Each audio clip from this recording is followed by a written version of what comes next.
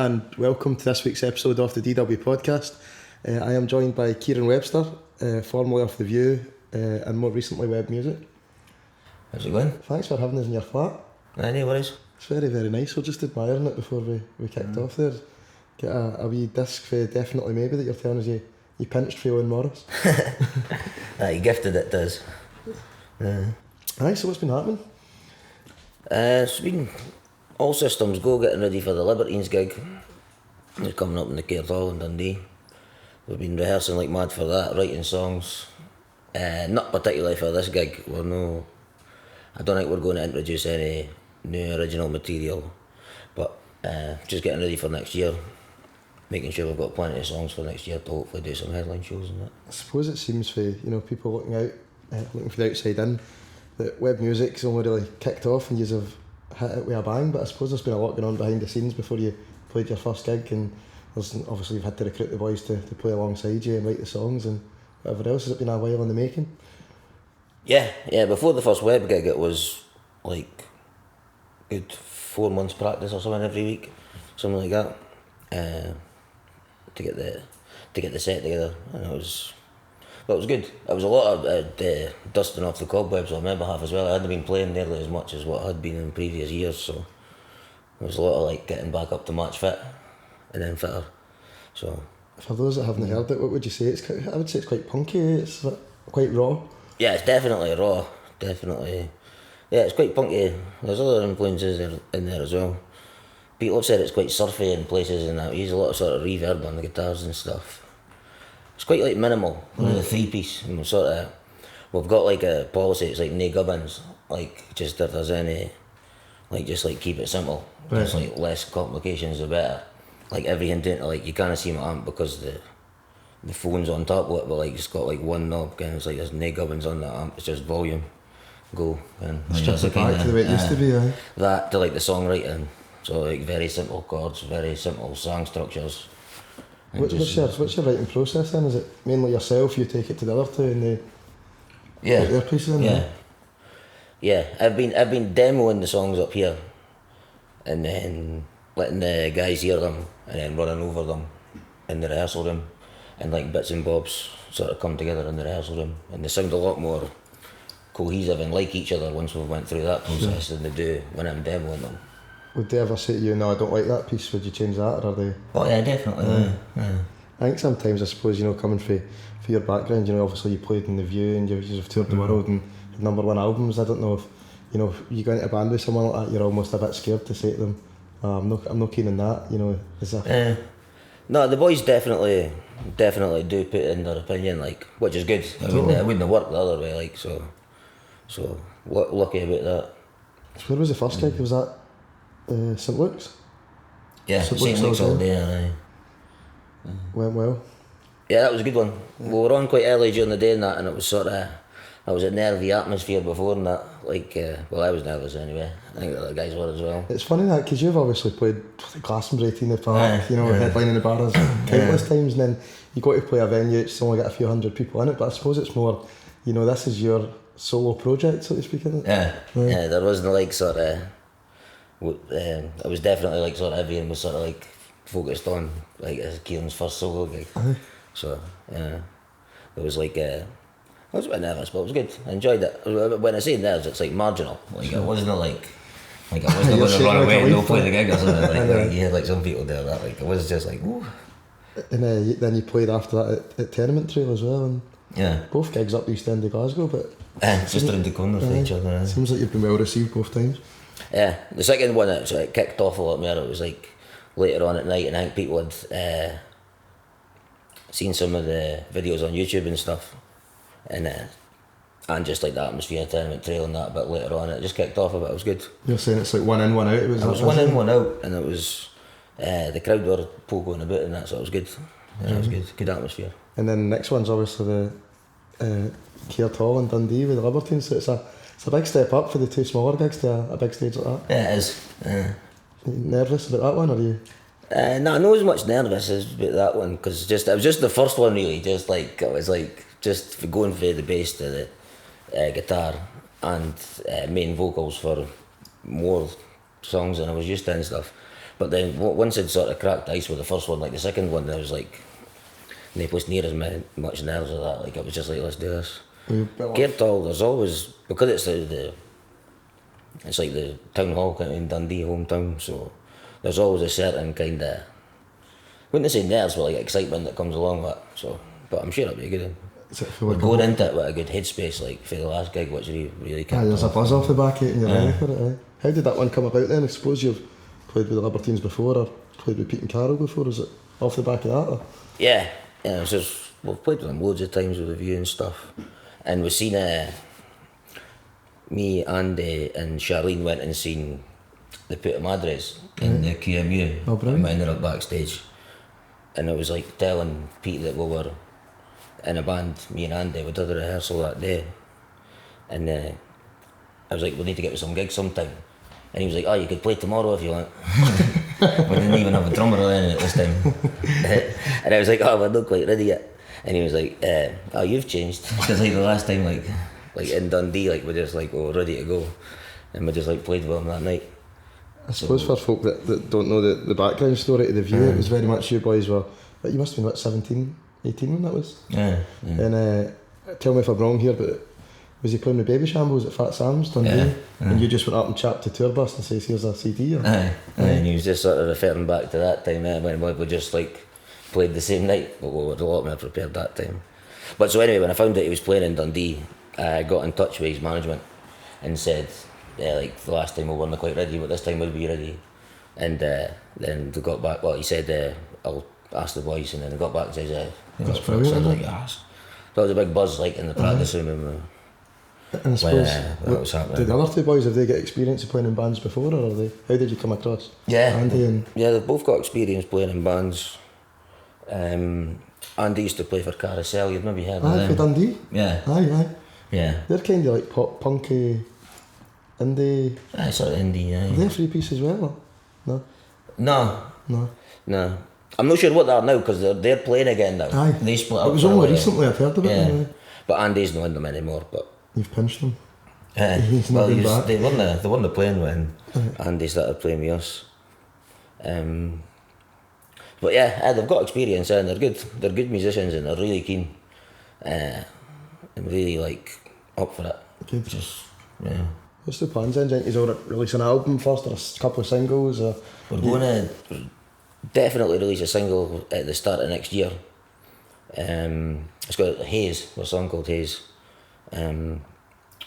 It's going the B side to the vinyl is going to be remixed by Better Waves. Right, okay. Better Waves. So that's it's quality. Just got it back the other day. I've not got it mastered yet. I've just got the mix back, but it's really good. Buzzing about it. Aye, really good. I was dancing about here on Monday afternoon when I got it back. Good. Jumping about, it's good. So fun. That's going to get released at the start of the year, and then just going to take it from there. See what happens after that. Hopefully do a good few more gigs, and then we've got another potential single recorded that we could bring out in a follow-up, so we'll see how that goes, and then after that we're going to need to get back in the studio. Are you putting them out yourself or on a label, or is it? Going to do the first one myself. Good. Yeah. And then take it from there. There's quite a lot of work goes into it. Like I was hoping to get out in time for the Libertines, but never realised how long vinyl takes to come back. Never had to deal with that. Do you feel that it's a different side of things now, that you're very much, the music industry's changed and you're almost going at it yourself rather than having, the management or the labels and all that doing everything for you? As you said, you never realised how long, for example, vinyl took. Stuff like that. It's cool, I quite like it, like sort of being on top of it. Well, not really being on top of it, but dealing with it just now. I'm trying to be on top. So, but I think I've always wanted to do like a self-release, so I think now's is probably the best time to do it. You know what I mean? Totally. And then it gives you some place to go, then see what happens after that. It's exciting times, isn't it? What can people expect for the Libertines show then? We're not changing the set too much, because we're still honing it in, so it's like it felt like a new set when we done it at Tenement Trail, you know what I mean? We felt a lot more like gelled and stuff, but we'll maybe adding one or two more surprises. Do you do any covers? We'll cover Miley Cyrus. What tune? Nothing Breaks Like a Heart. Right, okay. It's good. We've done that every gig so far. Right. We'll definitely be doing that at the Libertines, but then we'll maybe give that a rest for a wee while and maybe work on another cover. That'll be 3 times we've played it, but I want to play it again. Really enjoy playing it. It's good. Totally different version of it. It was Charlene's idea. It was a good suggestion. It's went doing well. You should listen to it more often. It's a good song. Good song. So we're in Glasgow just now in your flat, but obviously you were growing up, you grew up in Dundee, and what made you move away? I don't know, just a sort of general wanting to sort of See the world? spread your wings and see what's happening in other places and experience new vibes really. I moved from Dundee down to London, which was great, down in Islington, loved that. And it got a bit much as London does. So we decided we want to come up here. Sure. And it's been like the best move. Like I love it here. It's good. That's class, isn't it? It's good here. There's a lot going on, a lot of great bands, like loads and loads of great bands, loads of great places to go where they play good music. Loads of great parks, loads of the GFT and that kind of thing. Like, there's like loads of good stuff. Aye, you're not far from the Mitchell Library as well. No, you can see there's enough books behind us as well, so you're a keen reader. Taking it back to the view then, I suppose, God, it was a roller coaster for you, It was almost a roller coaster for you when you kicked off, right, shot to fame straight away. It was maybe a bit of a surprise at how quickly it went, first of all. It is looking back on it now, but at the time it just seemed like I don't know, just when we were young and that, it just seemed like one big massive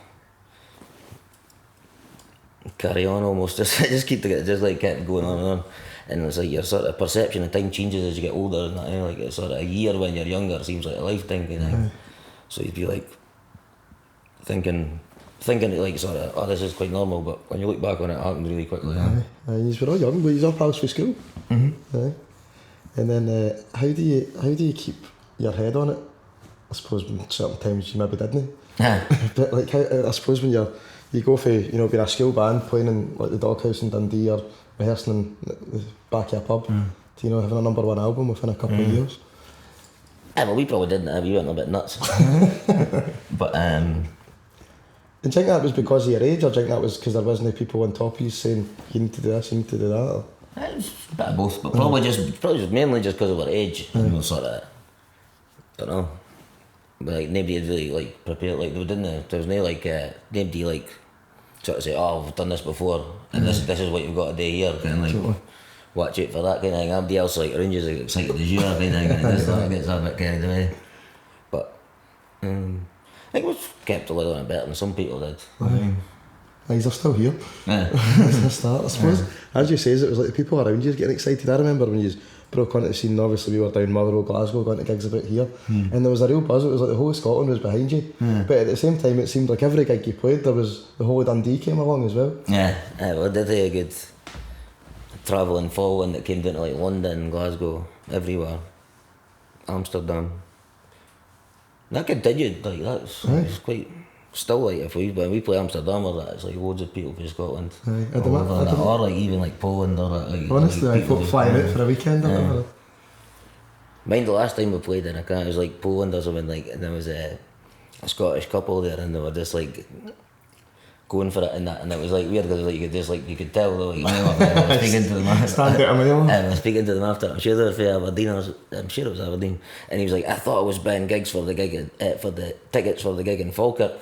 And he was steaming. He was steaming, and he woke up and he bought them for like Zurich or whatever it was. I think it was Poland there, so Warsaw or something. That's amazing, isn't it? And he was like, so I was like, fuck it, I just went and got the plane tickets. That's amazing, man. What was the highlights of your view career, so to speak? Because there's so many, isn't there? The first time you played in the Park, the first time you headlined in the Park, and supporting the Stone Roses at Glasgow Green, and God, there must be so many. Is there anything pretty much my go-tos there. Like the first tee in the Park when we played the tea break stage, that was mega. That was a bit surreal. I've never seen anything like that at that time before. And then when we headlined the King Tut stage at Tea in the Park, that was a big one. Just because I thought that just felt mental. And when we supported Noel Gallagher at the Royal Albert Hall, that was a good one, because that was just like different again. It was just like, whoa. And it's your heroes, isn't it? It's like, that's the people that you listened to when you were growing up. The Roses here was a biggie, like. Unbelievable. And then obviously it came to an end to a certain degree, but would you say that the band are still together in a way? It doesn't seem like you've split up, it seemed like, you know, we're taking a break just now. Yeah, hiatus, that's what we're doing. I'm not sure when the next big gig will be at the moment, but there definitely will be in. Definitely. I'm going to hold you to that. No, definitely, yeah, there's sort of talks that I'm not sure if I'm on, but I've been speaking to the boys and that, and everybody's doing a lot of stuff at the moment, so I've obviously got Webb, Pete's playing with Echo and the Bunnymen, Kyle's doing solo stuff, Mo's got his thing on the go, so like we'll just need to we need to find the time when everybody's ready to do it and just.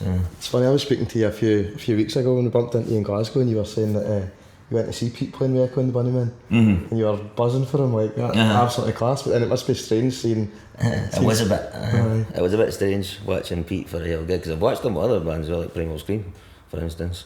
But that was just sort of a couple of songs at like an award show. But it was like, this was like his new band. It was like, but Echo and the Bunnymen. So at the same time, I was just like taken away by how great they are. Because Pete just slots right in there, like plays just fits right in brilliantly. And she down in Liverpool now, or is she? Yeah, he's been doing it for ages. Yeah. And I suppose Kyle's playing everywhere at Jamaica, his solo stuff. You a fan? I like solo stuff. It's really like it's really Kyle. You know what I mean? It's like which is what you want for solo stuff, isn't it? So you've got to do your own thing, kind of. Yeah, it's good. Good. I like it, yeah. So then we're looking forward to the next Web music gig. Is there anything else that you want to add, or is there anything else that you want to tell us about the band that we've maybe not covered? Or? No, the next we've talked about the Libertines gig. The next one after that will be. Probably we're going to do like a launch for the single. Brilliant. That'll probably be in Glasgow, and then I'm hoping there's nothing big for the launch, but I'm definitely going to do that, and hopefully very shortly after we do the single, hopefully do like a tour, like probably just a Scotland band, like maybe even just like, I don't know, Dunfermline, Dundee, Aberdeen, Edinburgh or something like that. That's my hopeful plan. See how that works out. Where can folk check you out if they've not heard you already? Right now, no place really. You follow us on Twitter, which is needing some followers, by the way. My Instagram. So if you're listening to this, you better go and follow. Instagram's doing alright. And that's really the only two places at the moment. Sure. And it's just at Web Music? Yeah, there's underscores in that. Right. I should have had that written down as a plug there. I'll put it in the links underneath. Put it in the comments. Put it in the comments. Nice. Don't you worry about it, we'll sort you out. Do that. And yeah, I'm going to try and get a website on the go soon, and also Spotify and that will all come when the single comes out next year, start of next year. Exciting times ahead. Thanks very much for having us in your house, and thanks for the coffee that I unfortunately spilt all over the table and had to make you clean up. You're on top, man. Really appreciate it. Thanks very much for listening to this episode of the DW podcast with Kieren Webster. If you have not seen it before, please go and check some of the previous episodes and like and subscribe. Thanks very much.